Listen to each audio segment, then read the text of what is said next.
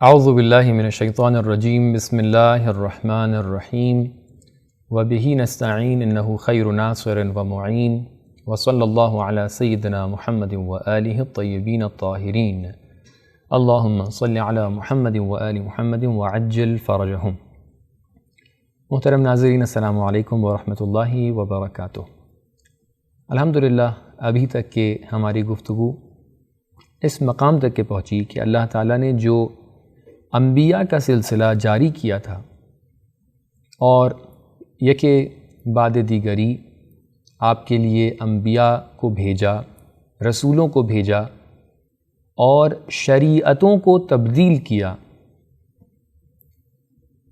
اس سلسلے کا اختتام حضرت ختمی مرتبت محمد مصطفیٰ صلی اللہ علیہ وآلہ وسلم پر ہوا۔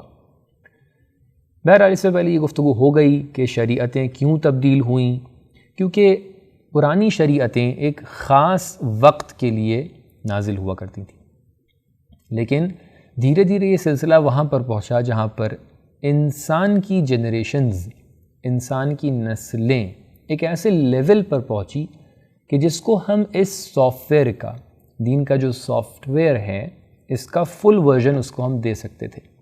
لہٰذا اللہ تعالیٰ نے دین کے سافٹ ویئر کا فل ورژن آپ کے سامنے لا کے رکھ دیا، اور کیا ارشاد فرمایا کہ الیوم اکملت لکم دینکم، ہم نے آج آپ کا دین مکمل کر دیا۔ اس کی سب سے آخری کڑی جو تھی وہ ولایت حضرت امیر کائنات علی ابن ابی طالب علیہ السلام تھی۔ اب جب یہ سلسلہ ختم ہو گیا، اور جیسا کہ میں نے ذکر کیا، پیغمبر نے نبوت کے سلسلے کے ختم ہوتے ہی ایک امامت کے سلسلے کو انٹروڈیوس کر دیا، اور ارشاد فرمایا کہ من کنت انا نبیہ فعلی امیرہ فعلی امامہ، اور کیا ارشاد فرمایا؟ من کنت مولاہ فہذا علی مولاہ، جو روز غدیر میں حضرت پیغمبر اکرم صلی اللہ علیہ وآلہ وسلم نے حدیث ارشاد فرمائی کہ جو ہزاروں لوگوں کے سامنے چلچلاتی دھوپ میں آپ نے وہ اعلان کیا، جو لوگ آگے چلے گئے تھے ان کو واپس بلایا، جو لوگ پیچھے رہ گئے تھے ان کے لیے انتظار کیا، اور اللہ تعالیٰ کے حکم پر، کہ اللہ تعالیٰ نے کیا حکم دیا تھا کہ یا ایھا الرسول بلغ، اے رسول وہ چیز جو ہم نے آپ کی طرف بھیجی ہے اس کی تبلیغ کر دیں، اس کو بتا دیں، یہ میسج پہنچا دیں۔ اتنا امپورٹنٹ میسج جو پیغمبر اکرم نے اپنی زندگی کے آخری ایام میں بیان فرمایا، وہ کیا تھا کہ میرے بعد اللہ تعالیٰ کے ولی اور حجت خدا کا سلسلہ ختم نہیں ہو رہا ہے۔ ہاں، نبی کوئی نہیں آئے گا، رسول کوئی نہیں آئے گا، لیکن ایسا نہیں ہے کہ میرے بعد کوئی جانشین نہیں ہے، ایسا نہیں ہے کہ میں تم لوگوں کو کسی جانشین اور حجت الہی کے بنا چھوڑ کے چلا جاؤں گا۔ اب انشاءاللہ بعد میں گفتگو کریں گے کہ حجت الہی کے بنا یہ زمین رہ ہی نہیں سکتی ہے۔ کچھ ایسے کنسیپٹس ہیں کہ جن کو ہم ایک دم سوچنے کے لیے ہی تیار نہیں ہیں۔ ہم لوگ کا ذہن اتنا زیادہ اس دنیا میں مصروف ہو جاتا ہے کہ ہم لوگ سمجھتے ہیں کہ اس مادی دنیا کے اوپر کچھ ہے ہی نہیں۔ اب میں انشاءاللہ وہاں تک کہ پہنچ کے آپ کے سامنے کچھ باتوں کو بیان کروں گا۔ پیغمبر اکرم نے ایک نیا سلسلہ انٹروڈیوس کیا کہ جو کون سا سلسلہ ہے؟ سلسلہ امامت ہے۔ آپ کہیں گے کہ بھئی اگر دین مکمل ہو گیا تھا، اگر انسان کی جنریشنز یہاں تک کہ پہنچ گئی تھیں کہ دین کا مکمل ورژن جو تھا وہ آپ کے سامنے لا کے رکھ دیا گیا، اب انسان دین کو سمجھ سکتا ہے، اور پھر پیغمبر اکرم نے آ کر یہ بیان فرما دیا ہے کہ آج دین کامل ہو گیا، اللہ تعالیٰ نے حکم دیا ہے کہ آج دین کامل ہو گیا ہے، تو اب کیا ضرورت تھی کہ آ کر اماموں کا سلسلہ جاری ہو؟ کیا ضرورت تھی کہ پیغمبر اکرم اپنے بعد کسی جانشین کو آ کر معین کریں؟ کہہ دیتے آج سلسلہ ختم ہو گیا ہے، اب آپ کے پاس وہ کتاب ہے، آپ کے پاس یہ دین ہے، اس کے اوپر عمل کریں۔ جیسے کہ بعض لوگوں نے ادعا بھی کیا ہے، دعویٰ کیا ہے کہ ہمارے لیے کتاب کافی ہے۔ اگر ایسا ہوتا تو کیا پریشانی پیش آ جاتی؟ آپ کے ذہن میں کبھی یہ سوال آیا ہے؟ اس کا جواب یہ ہے کہ آپ نے غور نہیں کیا۔ اللہ تعالیٰ نے جب ارشاد فرمایا کہ اِنَّا نَحْنُ نَزَّلْنَا الذِّكْرَ وَإِنَّا لَهُ لَحَافِظُونَ، کہ ہم نے قرآن کو نازل کیا ہے اور ہم اس کی حفاظت کریں گے، دوسری طرف سے یہ بھی ارشاد ہوا کہ حلال محمد حلال ابدا الی یوم القیامہ وحرام محمد حرام ابدا الی یوم القیامہ، کہ پیغمبر اکرم کی شریعت جو ہے، پیغمبر اکرم کے بتائے ہوئے حلال اور حرام جو ہیں، یہ تا قیام قیامت باقی رہیں گے، لہٰذا یہ شریعت بھی باقی رہے گی۔ ادھر سے اللہ تعالیٰ قرآن کی حفاظت کرنے کی ذمہ داری اپنے اوپر لے رہا ہے اور یہ کہہ رہا ہے کہ میں خود اس کی حفاظت کرواؤں گا، خود اس قرآن کو تحریف ہونے سے بچاؤں گا۔ اور تیسری طرف سے ہماری عقل بھی بتا رہی ہے کہ پرانی شریعتیں جب تحریف ہو جایا کرتی تھیں، جب ان کے اندر فیبریکیشنز آ جایا کرتے تھے، جب ان کے اندر آلٹریشنز آ جایا کرتے تھے، جب اس کے اندر جو چیزیں حقیقت نہیں ہیں وہ انٹر کر دی جاتی تھیں اور اس کی حقائق کو اومٹ کر دیا جاتا تھا، تو وہاں پر ایک پاسبلٹی تھی کہ ہاں کچھ عرصے بعد ایک نئی شریعت آ جائے گی اور یہ تمام کی تمام جو ڈیویشنز ہیں وہ سب کی سب حل ہو جائیں گی، سب کی سب دور ہو جائیں گی اور مسئلہ سالو ہو جائے گا۔ لیکن اب تو کوئی شریعت نہیں آنے والی ہے، اب تو کوئی نیا سلسلہ جاری نہیں ہونے والا ہے، اب تو کوئی نبی نہیں آنے والے ہیں، لہٰذا اگر اس شریعت کے اندر کوئی ڈیویشن پیش آئی، اگر اس شریعت کے اندر کوئی تحریف پیش آ گئی، اس شریعت کے اندر کوئی تبدیلی پیش آ گئی، تو پھر اب کون صحیح کرے گا؟ آپ کو کیا لگتا ہے کہ کیا اللہ تعالیٰ نے قرآن کی حفاظت کرنے کے لیے کسی معجزے کا سہارا لیا ہے؟ آپ کو کیا لگتا ہے کہ اللہ تعالیٰ نے پیغمبر اکرم کے بتائے ہوئے حلال اور حرام کو بچانے کے لیے کسی معجزے کا سہارا لیا ہے؟ کیا ایسا ہو گیا ہے کہ اللہ تعالیٰ کہہ رہا ہے کہ اگر تم لا سکتے ہو تو قرآن کا جواب لے کر آؤ، فَأْتُوا بِسُورَةٍ مِّنْ، اگر تم لا سکتے ہو تو ایک سورے کا جواب لے آؤ، اگر تم لا سکتے ہو تو 10 سورے کا جواب لے آؤ۔ اللہ تعالیٰ بار بار آ کے چیلنج کر رہا ہے۔ آپ کو کیا لگتا ہے کہ اللہ تعالیٰ نے قرآن کو کسی کوارنٹائن کے اندر رکھ رکھا ہے کہ کوئی وہاں تک کہ جا نہیں سکتا ہے؟ آپ کو کیا لگتا ہے کہ قرآن کسی لاکر کے اندر رکھا ہوا ہے کہ وہاں تک کہ کسی کی رسائی نہیں ہے؟ کیا اللہ تعالیٰ نے اپنی طرف سے ایک معنوی طور پہ قرآن کے آس پاس ایک کوارنٹائن بنا رکھا ہے کہ جب بھی کوئی شخص ارادہ کرتا ہے، کیونکہ بعض لوگ سوچتے تھے ایسا، اور اس کے لیے ایک خاص گروپ ہے، ایک خاص نام ہے، کہ وہ سوچتے تھے کہ نہیں، قرآن کا اس لیے جواب نہیں آ سکتا ہے، شریعت اس لیے تحریف نہیں ہو سکتی ہے کیونکہ اللہ تعالیٰ معجزہ کر رہا ہے۔ اللہ تعالیٰ نے کیا کیا ہے کہ جیسے ہی کوئی شخص ارادہ کرتا ہے کہ آ کر قرآن کی تحریف کرے، اللہ تعالیٰ آ کر اس کے ذہن کو تبدیل کر دیتا ہے۔ جیسے ہی کوئی شخص یہ کہتا ہے چلو ہم قرآن کا جواب لکھنا شروع کرتے ہیں، اب جیسے میں بیٹھا ہوا ہوں اور میں نے اپنے لیپ ٹاپ کے اوپر جیسے ہی اپنے ورڈ کے اندر ایک نیو فائل کھولی کہ چلو میں خدا نخواستہ آج جو ہے قرآن کا جواب دینے کے لیے لکھوں، ویسے ہی میرا لیپ ٹاپ خراب ہو جائے، جیسے ہی میں ورڈ کو کھولوں ویسے ہی میرا ورڈ بند ہو جائے۔ جیسے آپ کہیں جیسے ہی اپنے موبائل کے اندر آپ نے نوٹس کو کھولا تاکہ آپ اس کے اندر قرآن کا جواب لکھنا شروع کریں، فوراً کیا ہو گیا؟ آپ کا موبائل کریش ہو گیا۔ کیا ایسا ہو رہا ہے؟ کیا اللہ تعالیٰ اس طریقے سے کر رہا ہے قرآن کی حفاظت؟ بالکل نہیں۔ اللہ تعالیٰ نے بہت کم جگہوں کے اوپر، دیکھیے معجزے کا جو کانسیپٹ ہے، جو معجزے کا تصور ہے، یہ ان جگہوں کے لیے ہے جہاں پر اتنی زیادہ نیسیسٹی ہے کہ معجزے کے بنا کام حل نہیں ہو سکتا ہے۔ ورنہ اگر پیغمبر اکرم، ائمہ طاہرین علیہم السلام اور دیگر انبیاء چاہتے تو قدم قدم پر معجزہ کرتے، جس دشمن کے سامنے کھڑے ہوتے معجزہ کر کے جیت جاتے، جس مخالف کو دیکھتے اس کو معجزے سے مومن اور مسلمان بنا دیتے۔ کیا جناب نوح جو اتنی بڑی قدرت رکھتے تھے وہ معجزے سے سب لوگوں کو کشتی کے اندر نہیں بٹھا سکتے تھے؟ کیا جناب نوح معجزے سے کشتی نہیں بنا سکتے تھے؟ کیا جناب نوح بھی جناب موسیٰ کی طرح پانی کے درمیان اپنے لیے زمین نہیں بنا سکتے تھے؟ بالکل بنا سکتے تھے۔ اللہ تعالیٰ جو قدرت جناب موسیٰ کو دے سکتا ہے وہی قدرت جناب نوح کو بھی دے سکتا ہے۔ کیا جو قدرت اللہ تعالیٰ نے جناب عیسیٰ کو دی ہے کہ آپ بیماروں کو شفا دے دیا کرتے تھے، وہی قدرت جناب ایوب کو نہیں دے سکتا تھا کہ وہ اپنی شفا کے لیے دعا کر سکیں؟ دے سکتا تھا۔ لیکن اللہ تعالیٰ نے کبھی بھی اس چیز کے اوپر پلاننگ نہیں کی، اس چیز کے اوپر کبھی بھی اللہ تعالیٰ نے انسسٹ نہیں کیا کہ تمام کے تمام امور کو ہم معجزے کے ذریعے سے ثابت کر دیں۔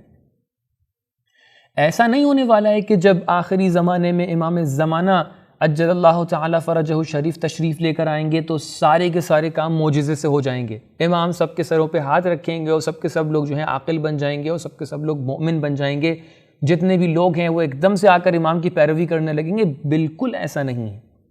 اگر ایسا ہوتا تو پھر جناب عیسیٰ کے آنے کی کیا ضرورت پڑتی؟ تاکہ تمام کے تمام مسیحی جناب عیسیٰ کے ذریعے سے امام زمانہ اجل اللہ تعالیٰ فرجہ شریف تک کے پہنچیں۔ لہٰذا یہ تصور مت کیجئے کہ اس دنیا کے اندر معجزہ ہو جائے۔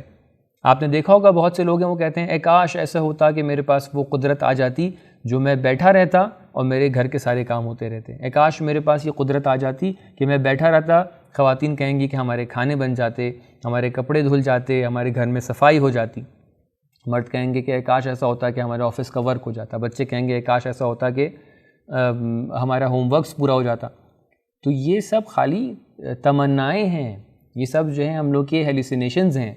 ہم لوگ ذہنی طور پہ سوچ سکتے ہیں کہ یہ ہو جائے، وہ ہو جائے، وہ ہو جائے، اور یہ سب چیزیں کارٹونز میں اور اینیمیشنز میں اچھے لگتے ہیں۔ حقیقت کے اندر یہ چیزیں نہیں پائی جاتی ہیں۔ حقیقت میں جو انسان محنت کرتا ہے اس کو نتیجہ ملتا ہے۔ لہٰذا اللہ تعالیٰ نے پوری دنیا کا نظام اس کے اوپر قائم کیا ہے۔ معجزہ اگر تھا اور معجزہ اگر دکھایا گیا ہے تو وہ اس بنیاد پر دکھایا گیا ہے کہ وہاں پر لاچار تھے، معجزہ نہ دکھاتے تو لوگوں کے ذہن نہ بدلتے۔ لہٰذا ہم لوگ اپنے ذہن کو اس طرف لے کر آئیں۔ اگر ہم آخری امام کے ظہور کے لیے ہم کوشش کر رہے ہیں کہ اپنے آپ کو اس لائق بنائیں کہ آخری امام کے ظہور کے وقت امام کے لشکر میں شریک ہوں، ہم جو بار بار دعا کرتے ہیں کہ اللہ تعالی ہمیں امام کے لشکر میں شمار کر ہمیں ان کے لشکر میں خدمت کرنے کا موقع دے، وہ کیسے کس بنیاد پہ کر رہے ہیں؟ کیا ایک دم سے ایک معجزہ ہوگا اور میں آج تک کے جو غلطیاں کرتا آ رہا تھا روزانہ ایک دم سے میں صحیح ہو جاؤں گا؟ نہیں، مجھے پہلے صحیح ہونا پڑے گا تبھی تو میں شریک ہو جاؤں گا۔ لہٰذا یہ جان لیجئے کہ پیغمبر اکرم نے بھی قرآن کو بچانے کے لیے، اللہ تعالیٰ نے بھی قرآن کو بچانے کے لیے کسی معجزے کا سہارا نہیں لیا ہے، بلکہ ایک ایسا نظام قائم کیا ہے، ایک ایسا سسٹم بنایا ہے کہ اس سسٹم کے آگے تحریف کا کوئی امکان نہیں ہے۔ اس سسٹم کے اندر بہت سی کڑیاں موجود ہیں، اس سسٹم کے اندر بہت سے ایلیمنٹس موجود ہیں، اس میں سے سب سے بڑا ایلیمنٹ رسول اللہ کے جانے کے بعد امامت ہے۔ یہیں تک کہ آپ کو پہنچانا تھا کہ اگر ہم لوگ یہ سوچ رہے ہیں کہ قرآن تحریف نہیں ہو سکتا، اللہ تعالیٰ نے کہہ دیا کہ اِنَّا نَحْنُ نَزَّلْنَا الذِّكْرَ وَإِنَّا لَهُ لَحَافِظُونَ، اللہ تعالیٰ نے حفاظت کی ذمہ داری لی ہے، اب تا قیام قیامت خود اللہ تعالیٰ بیٹھا ہوا ہے۔ جہاں پہ آپ قرآن کی طرف آنے لگیں گے فوراً اللہ تعالیٰ جو ہے چوکنا ہو جائے گا۔ کوئی معاذ اللہ تعالیٰ کوئی انسان ہے جو واچ مین بن کے بیٹھے وہاں پر؟ نہیں، اللہ تعالیٰ نظام بناتا ہے، جیسے اس کائنات کا نظام بنایا ہے اللہ تعالیٰ نے، ویسے اللہ تعالیٰ نظام بناتا ہے۔ اللہ تعالیٰ نے نظام کیا بنایا کہ جہاں پر آ کے رسالت اور نبوت کا ختم ہے اور پیغمبر اکرم خاتم الانبیاء ہیں، کہ انہوں نے آ کر کیا کر دیا؟ انبیاء کے سلسلے کو ختم کیا ہے، انبیاء کے سلسلے کی آخری کڑی ہیں، وہیں سے ایک امامت کا سلسلہ شروع ہونا ضروری تھا، اور یہ امامت کا سلسلہ نبوت کے سلسلے سے ملا ہوا ہے۔ یہ دو ایسے سمندر ہیں کہ جو ایک دوسرے سے ملے ہوئے ہیں۔ کس کے ذریعے سے ملے ہوئے ہیں؟ انشاءاللہ یہ کسی اور وقت آپ کے سامنے بیان کریں گے کہ وہ نقطۂ اتصال، وہ ذات اور وہ ہستی کہ جو نبوت کو اور نبوت کے نور کو لا کر امامت کے نور سے جوڑ رہی ہے، وہ نقطۂ اتصال جناب فاطمہ الزہرا سلام اللہ علیہا ہیں۔ آپ ہیں وہ نقطۂ اتصال، آپ ہیں وہ نقطۂ وصل کہ جو آ کر نبوت کے نور کو، نبوت کے سمندر کو امامت کے سمندر سے ملا رہی ہیں۔ لہٰذا پیغمبر اکرم ارشاد فرماتے ہیں کہ فاطمہ بضعۃ منی، ان نبوت کا حصہ ہیں کہ جو جا کر امامت کو آگے بڑھا رہی ہیں۔ لہٰذا اللہ تعالیٰ نے اس نظام کے تحت آ کر امامت کو قائم کیا کہ دیکھو اگر تم یہ سمجھ رہے ہو کہ قرآن کو تحریف کرنے کے لیے ہم معجزہ کرنے والے ہیں تو ہم یہ نہیں کریں گے، ہم نے آ کے سسٹم بنایا ہے کہ ائمہ کا سلسلہ جاری رہے گا۔ دوسری دلیلیں بھی ہیں، امام کے وجود کے دوسرے فوائد بھی ہیں، انشاءاللہ میں بیان کر رہا ہوں، لیکن سب سے بڑی دلیل اور فائدہ کیا ہے کہ یہ شریعت محمدیہ صلی اللہ علیہ وآلہ وسلم، اس کو باقی رکھنے کے لیے، اس کو بچائے رکھنے کے لیے اللہ تعالیٰ نے جو انتظام کیا ہے وہ کون سا انتظام ہے؟ وہ امامت کا انتظام ہے۔ اب امامت کی ذمہ داری ہے کہ وہ شریعت کو، یا اس طریقے سے کہہ سکتے ہیں کہ وہ تمام تر کام کہ جو پیغمبر اکرم کی ذمہ داریوں میں شامل تھے اور ان کے اوپر امت کی وجہ سے پیغمبر عمل نہیں کر پائے اس پر ائمہ طاہرین علیہم السلام نے عمل کیا، اور اس ذمہ داری کو آج تک کے ہمارے وقت کے امام نبھا رہے ہیں۔ وہ ذمہ داریاں کون سی تھیں؟ اسی پہلے وقت سے کہ جب پیغمبر اکرم اس دنیا سے گئے ہیں تو آپ نے قرآن کو جمع کیا، قرآن کو تحریف ہونے سے بچایا۔ ہاں، اگر امام کی یہ ذمہ داری ہے تو اگر امام یہ دیکھیں کہ سماج میں ایک ایسا قرآن آ رہا ہے کہ جو قرآن صحیح نہیں ہے تو امام بڑھ کے اس کے اوپر اعتراض کرتے، لہٰذا امام اعتراض نہیں کر رہے ہیں، یہاں پر کوئی اس طریقے کی گنجائش موجود نہیں ہے، کیونکہ اگر قرآن تبدیل ہو جاتا تو پھر شریعت تبدیل ہوئی جا رہی ہے۔ تو پھر یہاں پر جس طریقے سے امام حسین علیہ السلام ایک وقت شریعت کو بچانے کے لیے اپنی جان کی پرواہ نہیں کر رہے تھے، اگر قرآن تبدیل ہو رہا ہوتا تو وہاں پر کوئی بھی امام تقیہ نہیں کر سکتے ہوتے، کیونکہ جب قرآن تبدیل ہو جاتا تو شریعت تبدیل ہو رہی ہے۔ آخر یہ تصور آیا کہاں سے ہمارے ذہن میں کہ شریعت یعنی قرآن کی جس کے اوپر سے ہم شریعت لے رہے ہیں وہ تبدیل ہو رہا تھا، امام اپنی جان کو بچانے کے لیے کچھ نہیں کہہ رہے تھے، تو پھر امام حسین علیہ السلام کیوں اپنی جان کو نہیں بچا رہے تھے؟ نہیں، جہاں پر ضرورت پڑی اور جہاں پر شریعت کو تبدیل ہونے کا امکان و خدشہ نظر آیا وہاں پر امام نے اپنی جان کی پرواہ کبھی بھی نہیں کی۔ لہٰذا اب ہمیں سمجھ میں آ گیا کہ ہم سلسلہ امامت کی طرف اس کو کیوں عقیدہ رکھتے ہیں، کیونکہ سلسلہ امامت نبوت کے سلسلے کو آگے بڑھانے کا نام ہے، اور سلسلہ امامت کیا ہے؟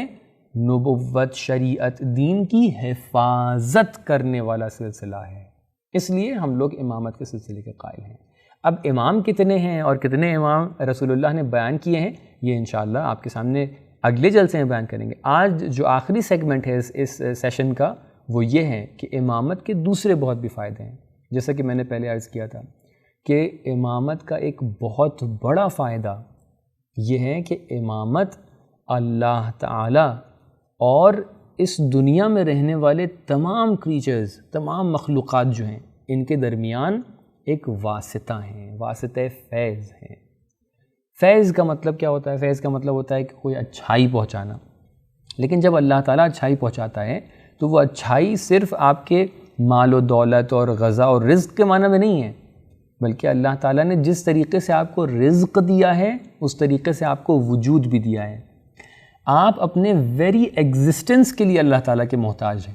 اگر اللہ تعالیٰ ایک لمحے کے لیے آپ کے اوپر سے نظر ہٹا لے تو آپ نہیں ہیں، آپ ہے ہی نہیں۔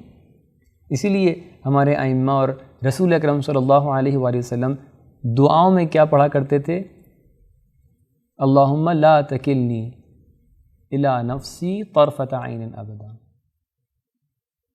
اے پروردگار ہمیں ہمارے نفس پہ نہ چھوڑ دے، کہیں ایسا نہ ہو کہ پروردگار اپنی توجہ ہمارے اوپر سے ہٹا لے، کیونکہ پھر ہم نہیں ہیں۔ اگر ہم ہیں تو ہم پروردگار کی وجہ سے ہیں۔ کل شیء ہالک، کوئی چیز ہے ہی نہیں، سب ہلاک یافتہ ہیں۔ کون سی چیز باقی ہے؟ وہ اللہ تعالیٰ کا اسم ہے، وہ اللہ تعالیٰ کا وجہ ہے، وَيَبْقَى وَجْهُ رَبِّكَ۔ لہٰذا ہمیں یہ سمجھ میں آیا کہ امامت کا سلسلہ جب نبوت ختم ہو گئی تو اب امامت کی کیا ضرورت ہے، کیونکہ قیامت تک کہ یہ خلق موجود ہے۔ اگر یہ لوگ موجود ہیں تو ایک واسطہ فیض ہونا چاہیے کہ جو اللہ تعالیٰ اور ہمارے درمیان ایک واسطہ ہو، اور وہ واسطہ فیض کون ہے؟ امام ہیں، امام وقت ہیں۔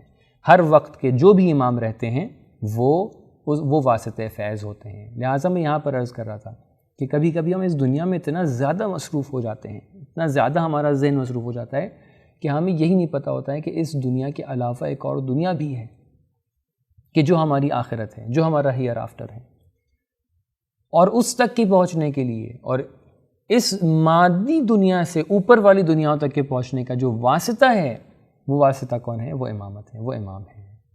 لہٰذا یہ امام کا سب سے بڑا فائدہ، اور اس کے علاوہ دوسرے فائدے بھی بتائے گئے ہیں کہ مثال کے طور پہ فرض کیجئے کہ جو ذمہ داریاں پیغمبر کی تھیں، کہ پیغمبر کے اوپر ایک ذمہ داری سب سے بڑی کیا تھی کہ اللہ تعالیٰ ارشاد فرماتا ہے کہ انا انزلنا الیک الذکر لتبین للناس، اے پیغمبر ہم نے آپ کے اوپر قرآن جو نازل کیا ہے، آپ کی ذمہ داری ہے کہ آپ اس قرآن کو ایکسپلین کریے۔ قرآن کے ایکسپلین کرنے کی ایک ذمہ داری اماموں کے اوپر بھی ہے۔ اسی طریقے سے امام دین کو بھی ایکسپلین کرتے ہیں۔ اور علماء نے ایک اور چیز بھی جو یہاں بیان کی ہے وہ ہے برہان لطف. میں ایک منٹ میں 2 منٹ میں آپ کے سامنے برہان لطف کو بیان کر دیتا ہوں. کیوں امام کی ضرورت ہے؟ اس کا ایک بہت بڑا جواب ہے برہان لطف. وہ یہ ہے کہ ہر زمانے میں جو لوگ دین پر عمل کرنا چاہتے ہیں ان کو ایک راستے کی ضرورت ہوتی ہے، اور جو ان کی مشکلات ہیں ان کو رفع کرنے کی ضرورت ہوتی ہے.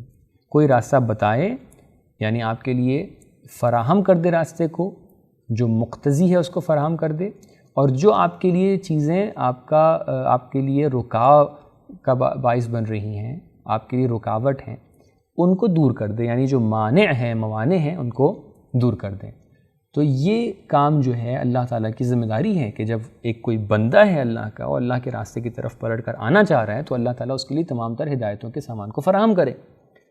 اب اللہ تعالیٰ کیسے ہدایت کے سامان کو فراہم کرتا ہے؟ اللہ تعالیٰ نے اپنی ذمہ داریوں میں سے ایک ذمہ داری کیا بتائی ہے کہ اللہ تعالیٰ ہادی ہے، اللہ تعالیٰ ہدایت کرتا ہے. ہدایت کرنے کا ایک تقاضا یہ ہے کہ ہر زمانے میں ایک ہادی ہونا چاہیے، اور وہ ہادی امام کی شکل میں ہے.